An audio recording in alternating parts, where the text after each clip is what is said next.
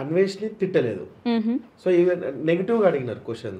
So మీకు అలా ఎందుకు అర్థమైంది నేను చెప్తా. మరి అన్వేషణ గారి గురించి ఎక్కడో ఉండే మీరు మమ్మల్ని ఇట్లా వచ్చి ఇది చేయండి అని బూతులు మాట్లాడారు, నేను మాట్లాడలేను కాబట్టి చేయండి అంటున్నారు, మీరే అక్కడ ఉండి చేయండి అని చెప్పేసి మళ్ళీ అది వీడియోలో కూడా మెన్షన్ చేశారు. యాక్చువల్ గా మన దేశంలో పుట్టిన వాళ్ళు ఎంత పీస్ఫుల్గా ఉంటారంటే మన వీళ్ళు ఇండియన్స్ అందరు కూడా చాలా పీస్ఫుల్ మైండ్ అనమాట.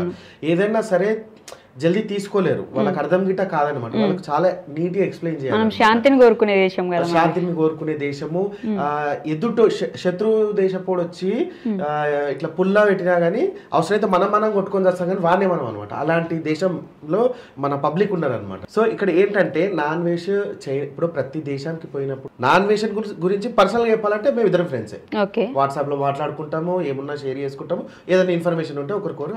ఇప్పుడు నాకు ఇంకో డౌట్ వచ్చింది, ఆయనే కావాలని మీతో ఏమైనా అట్లా చేయించుకున్నాడే ఏంటి? లేదు కదా. ఫ్రెండ్స్ అంటే మేము రెగ్యులర్ గా టచ్ లో ఉండము. ఏదైనా ఇన్ఫర్మేషన్ కావాల్సి వస్తేనే యూట్యూబ్ గురించి మాత్రమే ఫోన్ లో మాట్లాడతాం, లేకపోతే చాట్ చేసుకుంటాం, అంతే తప్పించి ఫ్రెండ్స్ అంటే ఇక రోజు స్కూల్ ఫ్రెండ్స్ అట్లా కాదు. ఈ ప్రాంక్ కి ఆయనకి ఎటువంటి సంబంధం అనేది లేదు. యాక్చువల్ గా ఈ విషయం అనేది నేను వ్యూవర్స్ కి చెప్దాం అనుకున్నాను. ఒక దేశానికి పోయి ఒక వ్యక్తి ఇప్పుడు ఆయన ఎన్ఆర్ఐ కిందికి వస్తాడు, ఎందుకంటే మన దేశంలో 2 సంవత్సరాలు చెల్లేడు. యాక్చువల్ గా 90 days 180 days మన దేశంలో ఉండకపోతే అతను ఎన్ఆర్ఐ అనమాట. ఇప్పుడు ఆయన భారతదేశంలో ఉన్నటువంటి ఈ పబ్లిక్ ఎవరు ఆయన వాళ్ళనే తిడతాడు. యాక్చువల్గా ఆయన చెప్పే విధానం ఏంటంటే భారతదేశంలో ఉన్న యువత ఏం చేస్తుంది అంటే అని చెప్పి చెప్తాడు అనమాట. అయితే ఆ విషయాన్ని ఇప్పుడు కట్ చేసుకోవచ్చు, మనం కంటెంట్ క్రియేటర్స్ ఎవరన్నా ట్రోలర్స్ కట్ చేసి పెట్టుకోవచ్చు కదా, గలీజ్ గా కూడా చేయొచ్చు కదా ఆయనను. సో భారతదేశంలో ఉన్న యువత ఏం చేస్తుందంటే అనేసి చెప్తాడు అనమాట. నా పాయింట్ ఆఫ్ వ్యూ ఏంటంటే భారతదేశంలో ఉన్న యువత కాదు, ఫస్ట్ ఆఫ్ ఆల్ ఫ్యాన్స్ తిడుతుండు. నా ఫ్యాన్స్ ఏం చేస్తున్నారంటే మీరు రిపుకోలు మీరు అన్నట్టు ఈయన అనాలన్నమాట. సో అట్లా కాకుండా భారతదేశంలో ఉన్న యువత అని చెప్పిండు కాబట్టి అట్లీస్ట్ భారతీయులమైన మనం రియాక్ట్ అయ్యి చూడు బాబు ఇంకొకసారి నోరు అదుపులో పెట్టుకో, భారతీయులు అనకు, నా ఫ్యాన్స్ అను అన్నట్టు ఆ పాయింట్ ని నేను చెప్పాలి అనుకున్నాను. Point number 1. అలా చెప్తే ఎవరైనారు, అట్లా చెప్తే ఎవరైనారు. ఇప్పుడు మనము మీ ఛానల్లోనే మీ ఫిలిమి లుక్స్ ఛానల్లో పొద్దున 6 గంటలకి వెంకటేశ్వర స్వామి సుప్రభాతం వేయండి, వినరు. ఫస్ట్ రోజు ఏదో వేసింది కదా అని చూస్తారు, మళ్ళీ నెక్స్ట్ డే వినరు అనమాట. సో మంచి మాటలు చెప్తే ఎవరు వినరు. సో ఇది కొంచెం కాంట్రవర్సీగా వెళ్ళాలి. మీరు ఆ వీడియో ఫస్ట్ తీసినప్పుడు మీకు చాలా నెగిటివ్ కామెంట్స్ వచ్చాయి. నాకు అన్ని నెగిటివ్ కామెంట్లు వచ్చినాయి. నెగిటివ్ గానే చెప్పేది చెప్పాలన్నట్టే ఊకున్నాను. సో నెగిటివ్ వచ్చినంత మాత్రాన డిగ్రేడ్ అయిపోయి అయ్యో నేను ఇంకా యూట్యూబ్ లో బతకలేమేమో ఇలాంటి ఏం లేవు. నాకు మా అయితే 2000 కామెంట్లు నెగిటివ్ వచ్చినాయి. 25,000 కామెంట్లు నాన్ వెజ్ కి సంవత్సరం కింద వచ్చింది. ఎంసీఎన్ మీద గొడవ స్టార్ట్ చేసినాం, సూసైడ్ చేసుకొని చచ్చిపోదాం అనుకుంటే ఇక నాకు అవసరమే లేదు అనేసి అనుకున్నాను అనమాట. ఇప్పుడు మరి ధైర్యం చేసి ముందుకు వచ్చిండ. సో అలా ధైర్యం అనేది ఉంటది అనమాట. ఆ నెగిటివ్ కామెంట్ వల్ల డిగ్రేడ్ అయ్యేది. ఆయన పర్సనల్ లైఫ్ పక్కన పెట్టండి, మీరు ఎన్ఆర్ఐ అన్నారు చూడండి, ఎన్ఆర్ఐ కిందకు వస్తాడు అన్నారు. ఆయనకి ఇన్ని సంవత్సరాలు అట్లా తిరగడం వల్ల అమెరికా వీసా తీసుకునే అవకాశం కూడా ఉన్నప్పటికీ ఇండియన్ గానే ఉండాలి అని ఎక్కడికి వెళ్ళినా ఆ త్రివర్ణ పతాకాన్ని చూపించి గర్వంగా చెప్పుకుంటాడు. మనల్ని తిట్టొచ్చు, మనం ఏం చేస్తున్నామని మన అంటే ఇండియన్ యువతను తిట్టొచ్చు, కానీ అలా అయితే గర్వంగానే చెప్పుకుంటున్నాడు కదా. ఎన్ఆర్ఐ కిందకైతే ఖచ్చితంగా పోడు, మన ఇండియనే అవుతాడు కదా. మీరు ఆ విషయం చెప్పడం నాకు నచ్చలేదు. ఇంకొక విషయం, ఆయన గురించి మీకెందుకు? ప్రతి యూట్యూబర్ల గురించి ఇప్పుడు ప్రతి యూట్యూబర్ గురించి యూట్యూబరే మాట్లాడతాడు, యూట్యూబర్ గురించి యూట్యూబర్ మాట్లాడతాడు. ఆయన గురించి మీకెందుకు అనేసి అంటే ఇప్పుడు నాకు అవసరం, నాకు ఇష్టం. చికెన్ ఎందుకు తింటావు, నువ్వు ఎందుకు తింటావు అని అంటే నాకు ఇష్టం. సో నా ఇష్టం, అది మీ ఇష్టం. ఓకే, ట్రోల్ చేయాలనుకున్నారు. ఓకే, మళ్ళీ ట్రోల్ చేసింది మీరే చేసి మిమ్మల్ని ఆయనే కొట్టించాడని ఒక వీడియో తీయడం ఎందుకు? నన్ను కొట్టించిందని నేను ఏదో చెప్పలేదు. ఫ్యాన్సే కొట్టిర్రు అని చెప్పిన, అన్వేషణ ఫ్యాన్స్ నన్ను కొట్టిర్రు అని చెప్పిన. నా అన్వేషణ ఫ్యాన్స్ అభాండం వేయలే, నేను నాన్ వేషన్ అనే కొట్టించిండు అని చెప్పలేదు. ఆయన ఫ్యాన్సే వచ్చి మిమ్మల్ని కొట్టారు అని చెప్పి చెప్పిన. అది యాక్చువల్ గా ఇక్కడ పిల్లలందరూ కూడా వాళ్ళందరూ కూడా నాకన్నా ఒక 10 years చిన్నోళ్ళు ఉన్నారు, 2 అన్నలు నాకన్నా పెద్దోళ్ళు 2 అన్నలు ఉన్నారు. వాళ్ళు కూడా కొంచెం చిన్న ఉన్నారు. బ్రహ్మానందంతో ఒక సీన్ ఉంటుంది, వెంకటేష్ వెళ్ళి ఇట్లా షర్ట్ ఇప్పేసి ఇట్లా కూర్చుంటాడు అంటే అది అని అంటాడు. అంటే అప్పుడు మీకు ఏమని అనిపించింది?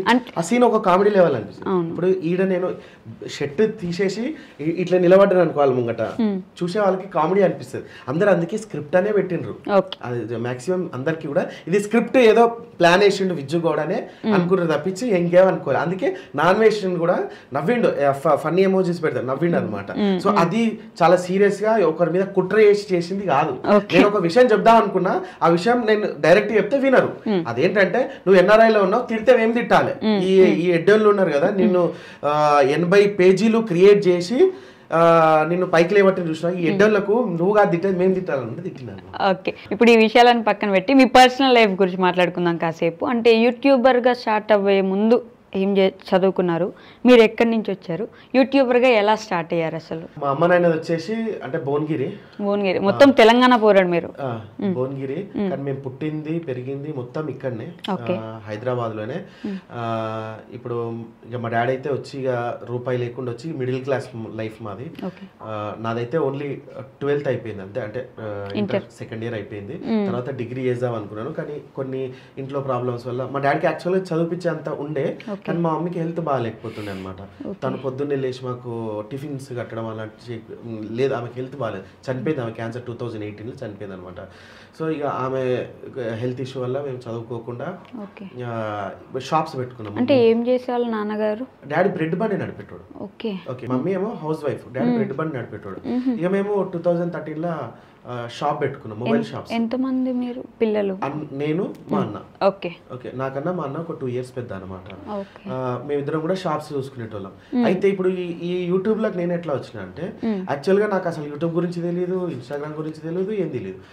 ఈ టిక్ టాక్ అనే ఒక వింత ప్రపంచం ఉంది కదా, కోవిడ్ వచ్చినప్పుడు హాలిడేస్ అనేది ఇచ్చిండ్రు కదా, మొత్తం ఆల్ ఓవర్ ఇండియా హాలిడేస్ వచ్చినాయి.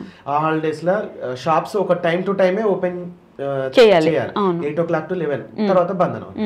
ఈ 8 o'clock to 11 కూడా ఎవరు గిరాకీ వచ్చేటోళ్ళు కాదు, బయటకు మాస్కులు పెట్టుకొని రావాలి అంత కండిషన్ ఉంటుంది. షాప్ లో ఖాళీగా ఉంటున్నా అనేసి కొన్ని వీడియోలు చూస్తూ ఉండేది, ఇట్లా ఇలా ఇలా చూస్తుండే, అలవాటే కదా. సో అప్పటికి ఇన్స్టాగ్రామ్ లో రీల్స్ అనేవి రాలేదు, టిక్టాక్ పోయిన తర్వాత అట్లా చూస్తే కొంచెం అదేదో తేడా తేడా తేడా కనబడుతుంది, అందరు మస్తు లైక్లు ఉన్నాయి, ఏంది అనేసి ఇక కోపం వచ్చింది అనమాట. నేను మనుషుల ముందు ఇంట్రోవర్ట్ని, కెమెరా ముందు ఎక్స్ట్రోవర్ట్ని అనమాట. నేను పర్ఫార్మెన్స్ ఇక కెమెరా ముందు ఇవ్వాలంటే ఇచ్చేసేస్తా.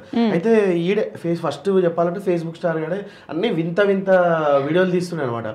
ఆడ కింద చూస్తేనేమో ఆప్షన్లు చూసిన, ఏముంది ఇంకేమైనా కామెంట్ చేయొచ్చా అని చూస్తే ఆడ ఒక స్టిచ్ ఆప్షన్ ఉంది. స్టిచ్ ఆప్షన్ కొడితే వాళ్ళకి ఒక 60 seconds లో 30 seconds కట్ అయితే 30 seconds నాకు ఆప్షన్ ఇచ్చింది. ఏంట్రా వారు ఇట్లా చేస్తున్నావు, ఏమరా అంత గమ్మతి చేస్తున్నావు, సిగ్గుందారా నీకు అని అడిగినాను. అది నెక్స్ట్ డేనే నాకు 500 followers కూడా లేకుండా నెక్స్ట్ డేనే 7,000 మంది ఫాలోవర్స్, 1000 కామెంట్లు, బాగుంది. అంటే ఒక 10 వీడియోలు చేసాను. ఇక అనేసరికి అరే ఇదేదో బాగానే ఉంది కదా, నాకు కూడా ఫాలోయింగ్ జరుగుతుంది అంటే 15 days లో ఒక 66K అట్లా వచ్చిండ్రు. తర్వాత టిక్ టాక్ అనేది పోయింది అనమాట. దాని త్రూ ఇన్స్టాగ్రామ్ లోకి రమ్మంటే ఇన్స్టాగ్రామ్ లోకి వస్తే అది కూడా కొంచెం బాగానే ఫేమ్ అయింది. ఇక ఆ తర్వాత యూట్యూబ్ లో కంటెంట్ క్రియేట్ చేయొచ్చు కదా, మీరు మీ స్లాంగ్ బాగుంది, ఇంటర్వ్యూస్ ఏమైనా చేయొచ్చు కదా అంటే వీళ్ళనే పిలిచి, మళ్ళీ నేను ఎవరినైతే ట్రోల్ చేసినో వాళ్ళనే పీస్ఫుల్ గా పిలిచి కూర్చోబెట్టి మీకు ఏమైనా సిగ్గు అదే విషయాలు ఇక్కడ అడిగిన అనమాట. అవి కూడా కొన్ని హైలైట్ అయినాయి, కొన్ని హైలైట్ కాదు అట్లా.